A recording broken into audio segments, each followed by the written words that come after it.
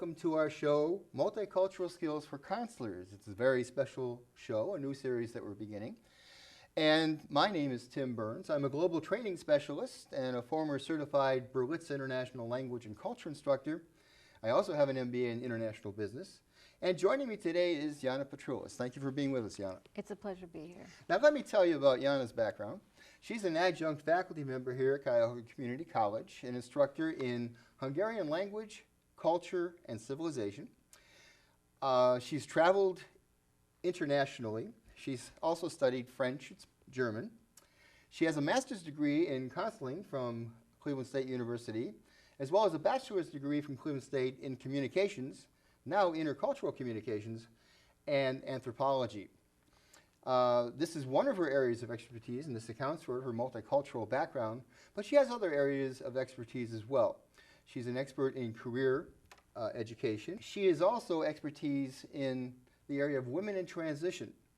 Women going into the work world perhaps from becoming widowed after being a homemaker all their lives, becoming divorced, or perhaps coming from the military, having a career in the military, and all of a sudden they're faced with the challenges, and she functions as a career counselor. So that is her background, and again, I thank you for being with us. Now, as a counselor, Jana, a lot of things are going to happen, and we're trying to educate counselors on how to deal with people of different ethnic backgrounds. And they're going to be surprised. You're going to learn a great deal, and you're going to be surprised at some of the advice we're going to give you and some of the stories we can tell you, having both of us traveled the world and dealt with international students also. So let's begin, Jana. First of all, you're a counselor. A person walks in the office. Her name is Ms. Gomez Rodriguez. Now here's a tough question for you. Do I call her Ms. Rodriguez or do I call her Ms. Gomez? Well, in the Hispanic tradition, the first name is the more important name, so you would call her Ms. Gomez. Ms. Gomez, right. I see. And what about Asia, or perhaps even Hungary, the country that your ethnic background? Right, in Asia and some parts in Europe, the last name is the more important name, the surname. And like, for instance, my name would be Petroulis Jana. Petroulis Jana, but I would call you not Mrs. Jana, I would call you Mrs. Petroulis. That's right. See, so these are kind of important when greeting people. Names are important. And that's one aspect, is how to address somebody from a different culture. Correct. And it's a very important thing. Another thing that might happen is you may be giving directions to somebody to go down the hall to admissions, perhaps. What should we know about giving directions? Well, you don't want to point like we do in our culture. You don't want to point with your index finger. Like instead, this? Right. Instead, you we don't want to point with our index finger like this. Right. Instead, you would use your whole hand. Use your whole hand. Actually, the finger is, this is considered very impolite around the world. And as Jana is telling us, it's really more important to use your whole hand. Please come this way, and the admissions office is down in this direction, not using the finger for pointing purposes. Other things we can talk about that might happen or occur in dealing with people of different cultural backgrounds. Gestures, for example. What should we know about gestures? For example, our OK sign. We give it a lot. We'll see it in commercials all the time. Presidents do this, OK. Mm-hmm. But what does it mean in other countries? Well, there's about 4 different meanings. Really? In our country, like you said, it means okay. But if you're talking in Latin America, that would be a vulgar, a very dirty, vulgar gesture. Vulgar, dirty gesture. Equivalent, actually, to the middle finger gesture that Americans use commonly. Right. In fact, it's the opposite part of anatomy. That's what it really is. And in addition, what does it mean in France, for example? It would mean 0. 0. It would mean 0. But also in Japan, if you're showing that sign, it would mean money. So money. There's 4 different signs that I can think of. What we're seeing here is our OK sign, which is used very commonly in our country. Means OK in our country.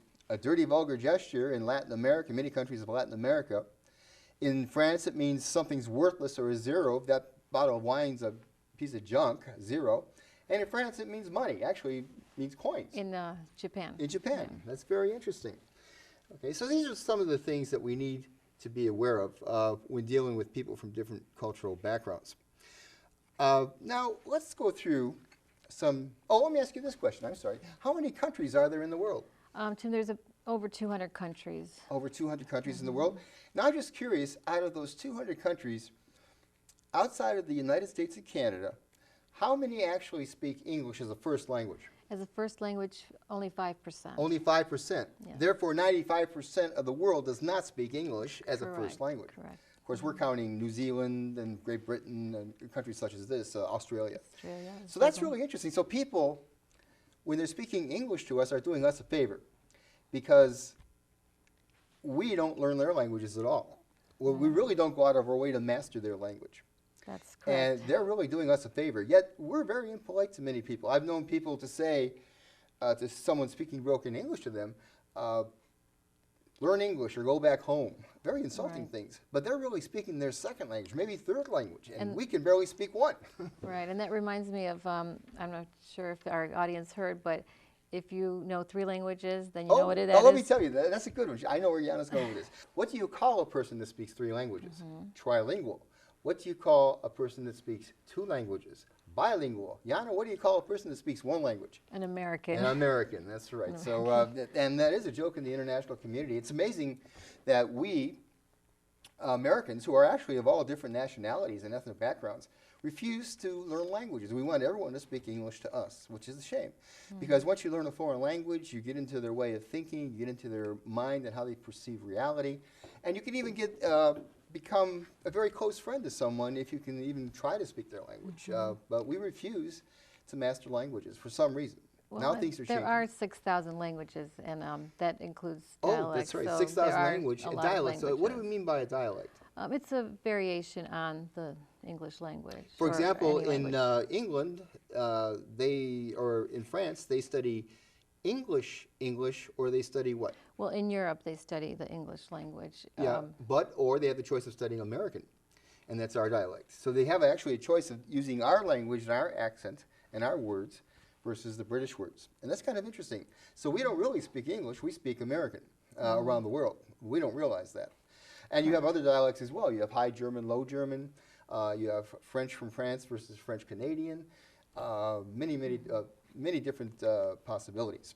Even Spanish that is spoken around the world can mean spoken differently in other Spanish countries. One word might mean different things in a different country in Spanish. And that's, I think, being a language person such as yourself and I, we find that very interesting. Now, when we're dealing with people that do not speak English as their first language, they're probably speaking broken English. So what are some tips we can use to help better understand them? Well, one of the first things you can do is ask the person you're dealing with to speak more slowly. Speak slowly. That is very important. In fact, there's proven studies that show that in English we speak so fast, so many syllables per sentence. In France they speak faster, and in Spanish they speak faster than that. And that may carry over into their English in some cases. So asking them to speak slowly and distinctly has to be a big help. What else can we do? Well, we can repeat what we think our speaker is saying to us. You know, just rephrase. Rephrase it, see if that's what they really mean. Or paraphrase, that's right. Now I understand that you're saying this, is that correct? And maybe that would clear up a miscommunication, I would hope. What else can we do? Well, we could encourage the non-native speaker to write things down for us, use the written word. Yeah, that's a very good point. In fact, when I train people to travel overseas, as you do as well, because we've had courses for travelers, language courses for travelers, we will tell them that it's a good idea to write down the name of the restaurant you're going to, or write down the name of the hotel you're going to, so the driver can read it rather than try to understand you saying it. Right, or we could just ask them to spell out the difficult words. Or spell out the difficult words. Just a few of the words that That's you're very not good. understanding. That's a very good point. What else can we do? There's several things we can do here. Well, we could focus on the non-native speaker and look at their lips, see if we understand. Try to read their lips and the lips. formation of their words. Sometimes there might be a vowel or something that's a little different. I remember when I was working at front desk at the Ramada Inn one time, I had a Japanese executive come in, and he said that he's going to Gold. And I knew he meant the company Gould, but he was pronouncing gold. But I said, you mean Gould? And he was very appreciative that I corrected him, because he didn't want to lose face and mispronounce the word in front of their executives. So reading the lips, it told me what he was trying to say. What else can we do?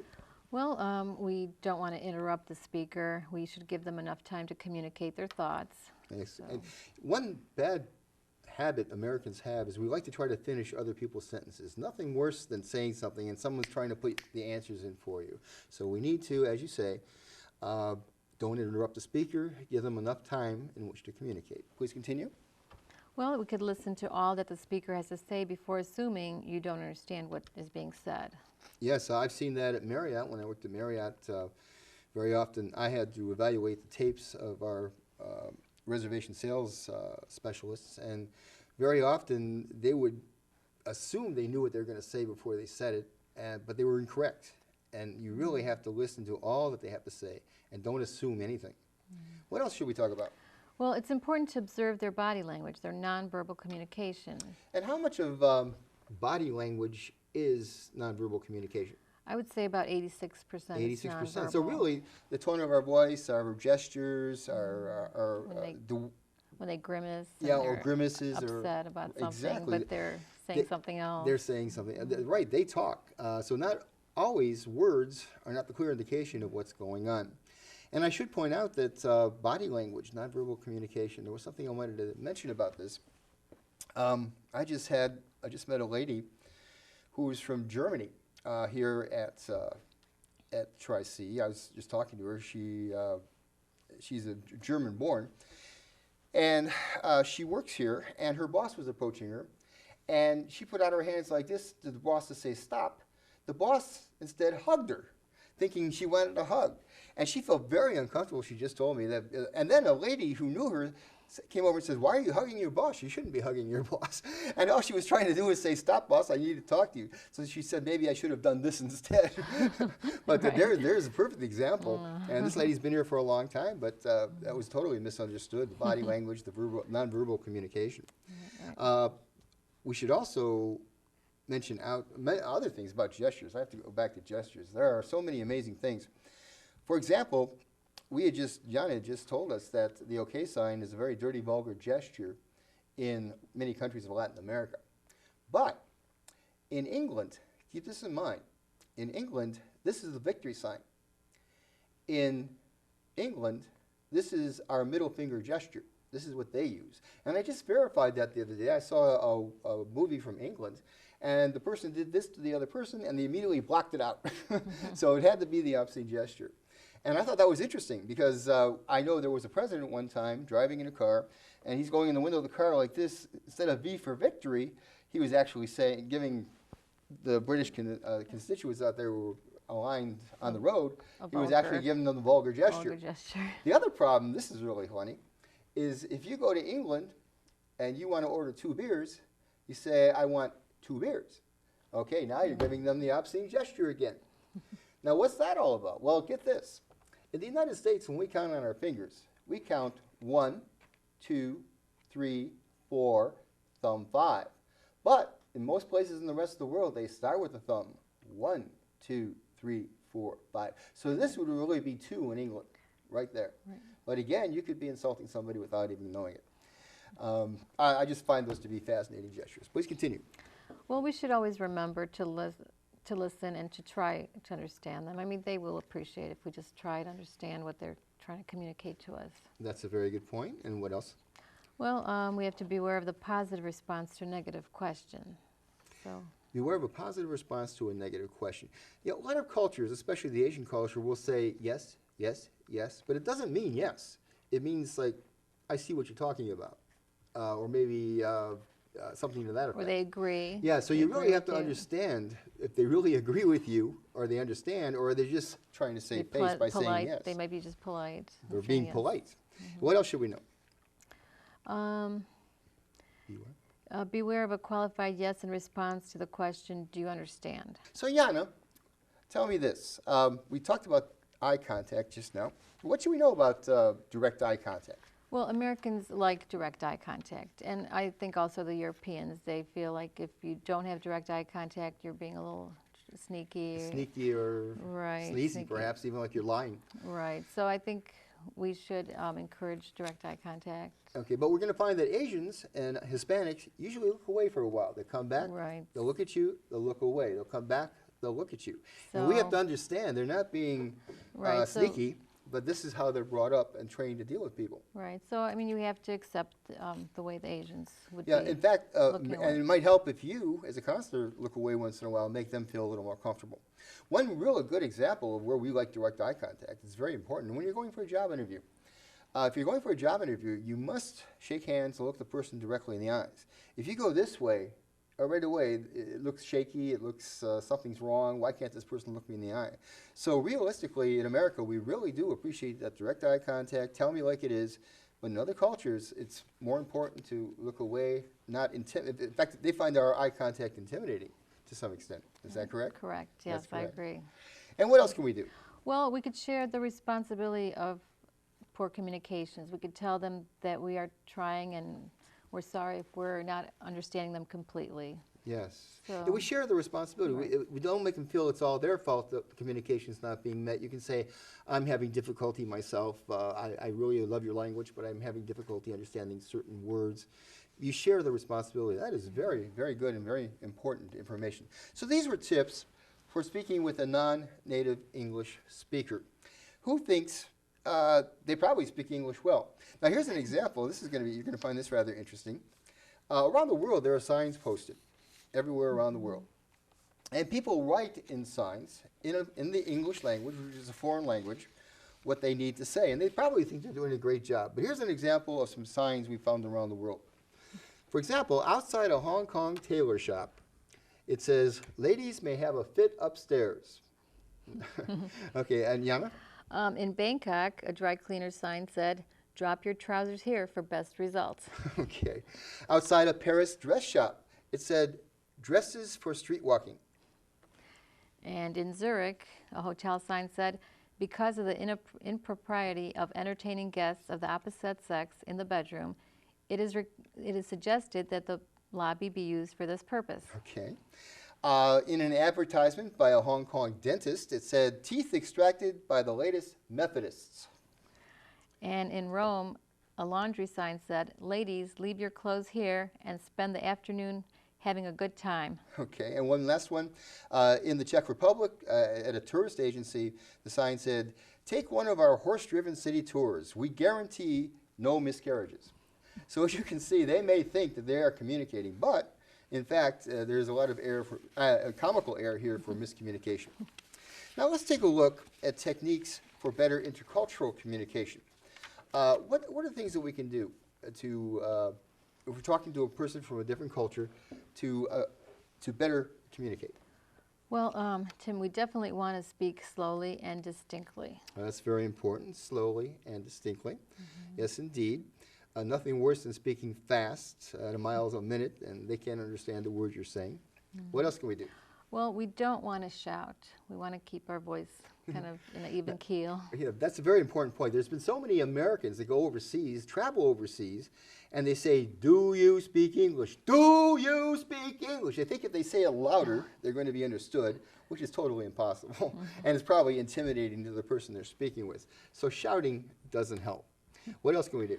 Well, we want to avoid speaking pidgin English. Now, pigeons. We're not talking about the birds' pigeons, are we? No, it's a colloquial. It's sort of a broken English, Broken English. version. I don't want to go, for example, to you and say, because you're Asian, we go to showy? No, that's really condescending and Yeah. really very difficult for them to Speaking understand. down to yeah, them. speaking down to them. That's how it's perceived anyway. But I may be thinking, well, I'm trying to make them understand Make it better easy, because simple. that's how they might say it. Right. And that's a very good point. What else can we do? Well, we can emphasize key words. Emphasize key words, important words in a sentence. Also, We can allow for pauses. pauses, very Right. important. What should we know about pauses, Jana? We might feel uncomfortable with pauses. You know, if we take a little bit longer to answer a question, but in Asian cultures, they do take a little bit longer to respond, so we should let them respond. And they do that as an advantage in negotiations sometimes because they know that we're uncomfortable with pauses. We have to jump in there and say something right away if there's a void of information. Right. They like to ponder their thoughts and think what's going on. So by creating pauses, they're actually making us jump the gun perhaps in a negotiation, true, maybe true. make an offer that we didn't intend to do. Another interesting thing is we should understand that when people who learn a new language, they actually translate in their mind For example, I will say, okay, the word for door is la porte in French. So then I'll say la porte. But it makes me seem like I'm slow-witted, slow-thinking, but I have to have that time to translate. Now, when you become fluent in the language, that word becomes that sound. I go, la porte, la fenêtre, the window. I don't have to translate in my mind. And I can speak more quickly and more fluently, more flowingly. Sure. But a lot of people, when they first learn a foreign language, they're going to be doing this translation in their head, which needs to take time, and they're going to pause to do it. Have you seen that in your travels as well? Oh, yes, I think that's common. What else can we do? Well, let the listener read your lips. Right, that's a very good idea. And? We can always use visual aids.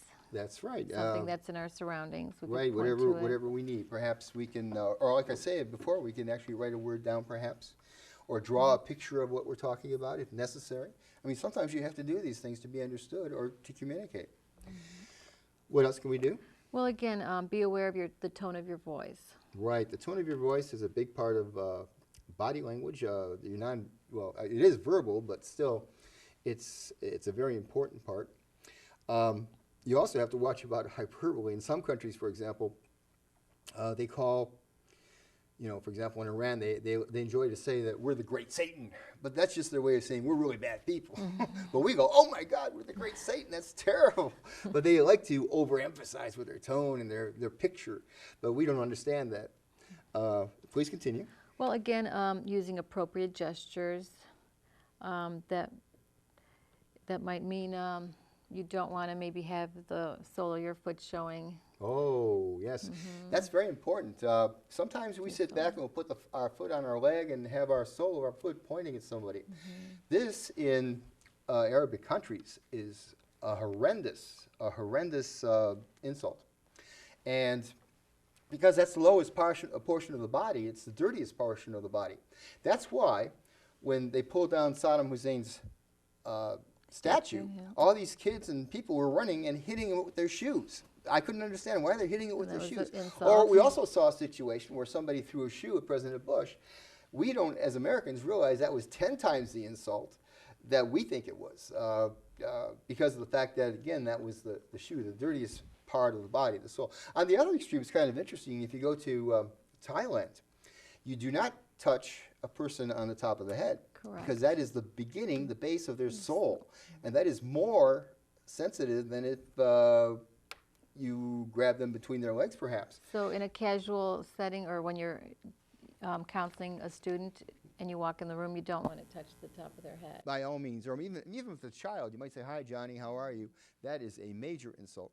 Now, also in Arabic countries, you cannot even hand a person a piece of paper with the left hand. That is an insult. You can't even pass a piece of paper over the head with the left hand. Those are fighting terms. So these are things you really have to be aware of. Business card, you don't want to your left hand. Good point. I'm glad you brought that up. In some cases, you may receive a business card from somebody from a foreign country.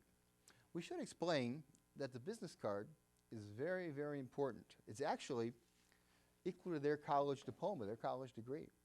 And therefore, we should handle it very, very respectfully. And therefore, when we give it, we either give it with the right hand, never the left hand, or we give it with both hands. Now, when you give it to somebody, you should take a second to read it and maybe make a comment. Oh, I see you went to the University of such and such, or it's a beautiful card, something nice about the card, like you're treasuring it. You would never write on the card, what's your phone number? Oh, we do that very often in the United States. Give me your cell phone number. No, no, no. That is an insult. That's like writing on their diploma.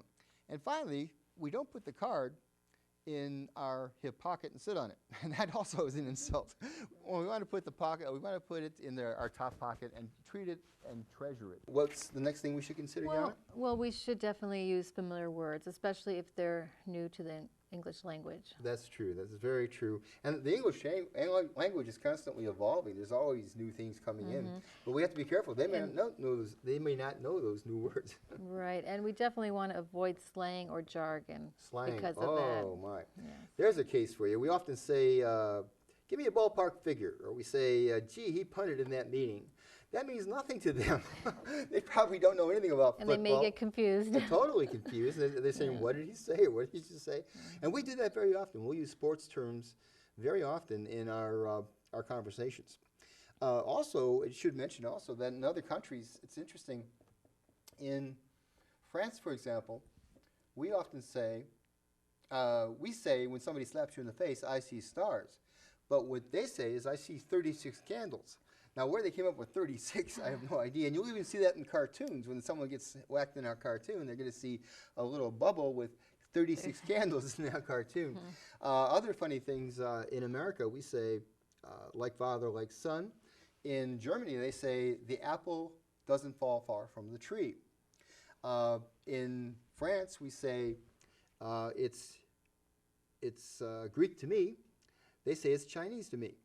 And in Spain, they say, instead of we say, go fly a kite, they say, go fry asparagus. So as you can see, there are a lot of slang could be a tricky thing. We've got to be very careful with slang and jargon and try to avoid it, actually, if possible. Please continue. Well, you want to organize your thoughts. Boy, that is important. A lot of people don't think before they speak. They just blurt out what's on their mind, and they don't realize they may be insulting somebody or saying the wrong thing. You really have to think and think to yourself, how is this person going to react to that statement? That is so important.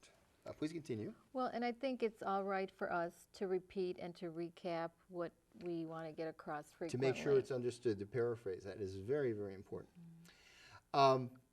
What about the next choice here? And, well, you should take care not to patronize or laugh inappropriately. Yeah, we should mention that laughter doesn't translate well across humor. What may be funny and a joke to us can be terribly insulting to somebody else. So my advice, and your advice, I'm sure, is to avoid jokes. Try not to, I know sense of humor is one way that we develop a rapport with people, but it can be very dangerous when dealing with people of different backgrounds on how they may understand the joke or what's being said. Please continue. Well, and then you want to check for understanding frequently. That is true. Make sure communication is being done. What else? And you don't want to cover too much information at one time. Very good point. You want to break it down into small packages and go step by step to make sure it's understood. Small steps. There's a lot of people, like myself right now, who's being very long-winded, but it would be better if you could break it down into simple sentences for better understanding. And what else? Well, you want to say exactly what you mean to say. Right. Don't try to be figurative. Understand that you're maybe saying something literal. You have to continue with that literal meaning. And what else should we watch for? Well, and probably the last thing we want to watch for is the nonverbal signals. Nonverbal signals. Very important, because that can tell us a lot. I should also mention that there's an interesting thing about body distance, personal distance. We all have this bubble around us. And in the United States, when you're talking to someone, they're exactly 17 inches away that you can put your thumb in their ear. Try it. They're going to be that far away. But in Japan, they like to be a bit further away. Now, Arabs and Hispanics, especially if they get emotional, come closer. Now, this is very uncomfortable to us, so we want to step back. And they probably think we're rejecting them. And perhaps it looks that way. So if we really want to talk to this Hispanic, or if we really want to talk to this Arab who's become very emotional, we really should stand there and take it. Otherwise, we could insult them. That's true. And then make them feel that they're being rejected. Now, as I go through some of my notes here, I just wanted to throw out some other interesting things. Language. One time, Chevrolet, General Motors, tried to market the Chevy Nova, which is a wonderful car, in South America, mostly I think Puerto Rico, and they couldn't sell one. And do you know why, Yana? What does Nova mean in Spanish? I believe it means doesn't go. It doesn't go. So who's going to buy a car that's called it doesn't go? Right. So they finally changed it to the crocodile or something in Spanish, and it finally sold. But you think someone at General Motors would have said, hey, boss, I speak Spanish, and this might not work. But they didn't catch that. And there's many, many other things that can actually happen. And we're going to spend a lot of time on these topics, and as our series continues to grow and go, we've just barely touched the surface here. So at this time, everyone, I'd like to thank you for joining us. Thank you for joining Yana Petroulis and myself for learning about multicultural skills for the consular, and we'll see you in the next version of our series. Thank you for being with us.